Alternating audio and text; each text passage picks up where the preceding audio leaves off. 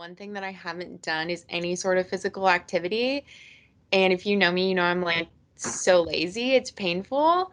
And I That's know that literally the worst thing for you to do then. I know.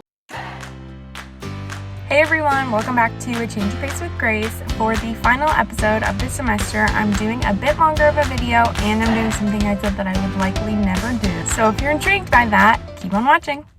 This is Emily Weigel. She's a graduating senior, a member of Bellarmine's track team, and one of the most athletic people I know. So this week I asked her to tell me about what the routine of a Bellarmine athlete is really like. So I was like, who do I know that's just a killer athlete and will give me some intense thing that's going to be hilarious and everyone's going to watch me suffer? Have you always been an athlete? Have you always been interested in like being physically active? I've always been really into sports, even as a little kid when I wasn't even able to play youth sports yet. I would just randomly go on runs.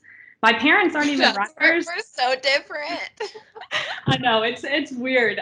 Yeah, I mean, my mom was always active, but they were never elite runners or anything. So I don't know where it came from. I will go do a very intense workout. I feel like I need to do that on one end, but the rest of the day I'm usually just lazy.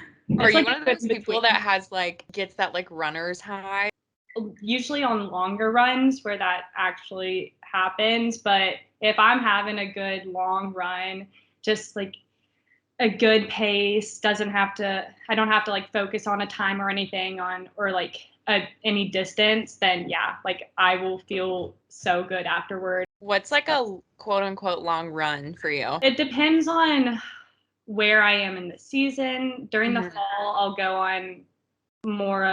I'll do more longer distance stuff, around 3 miles to 7 miles is the average. The most I've done was 10 miles, but that was a crazy time where I was I'm just gonna see how long I can go for, kind of thing. I did definitely get a runner's high and just went for it. Besides running, do you have a daily exercise, a weekly routine, anything that you do to keep in shape, especially during the season?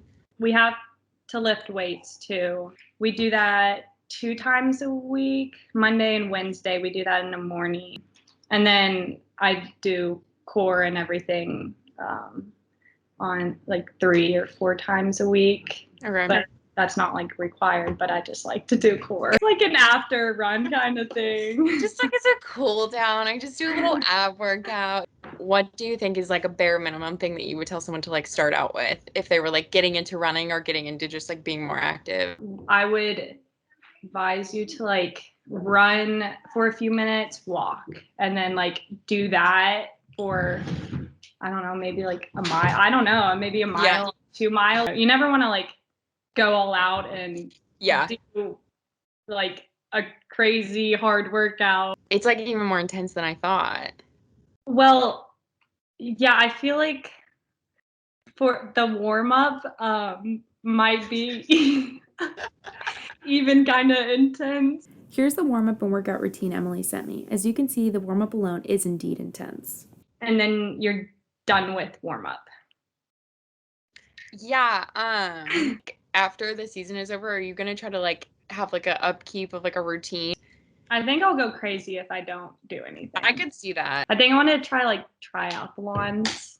I'll do a mini. I'll probably train for a marathon later in life, but there's there's is someone else in there laughing at you? My teammates right in front of me.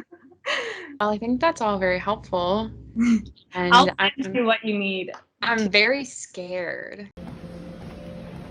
I decided that following Emily's advice of doing a mile and running when I could and then taking breaks in between was probably the smartest move for me to make, so that's exactly what I did.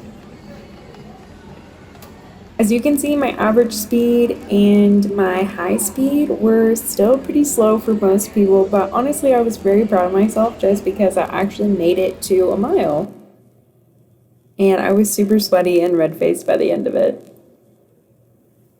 So I've just parked my car getting back home and I wanted to quickly go over my experience. I feel pretty good afterward. Anytime I've ever worked out like this, I always feel accomplished afterward.